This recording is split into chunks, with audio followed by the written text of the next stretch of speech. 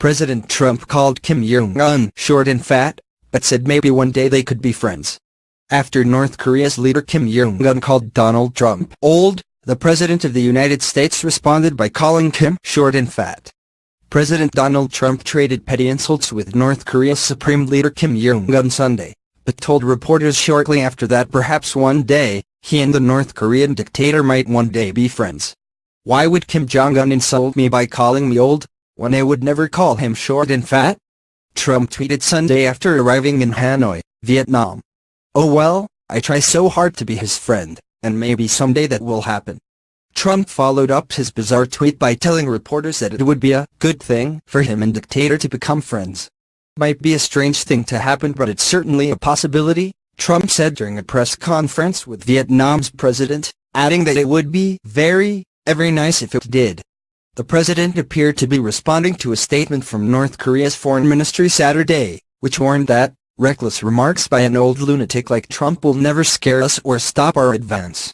The ministry was reacting to Trump's speech in South Korea last week, in which the president warned North Korea not to test the resolve of the U.S. and its allies. I say to the North, do not underestimate us, and do not try us, he said. This isn't the first time Trump and Kim have traded barbs. The president has called Kim, whose government has conducted 6 nuclear tests, Rocket Man, in tweets and in speech to the United Nations. Kim responded to those jabs with an insult of his own, saying in a statement aimed at Trump that I will surely indefinitely tame the mentally deranged U.S. ordered with fire. But Trump's remarks Sunday suggesting the two world leaders could become friends was a first for the president, and possibly any U.S. leader since beginning of the Korean War in 1950.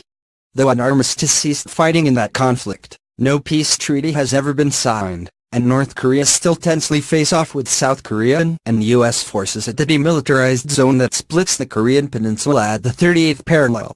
Trump has often equated personal relationships with foreign leaders with broader U.S. foreign policy, speaking often about his friendship with Japan's Prime Minister Shinzo Abe and his warm regard for China's 11th Jinping.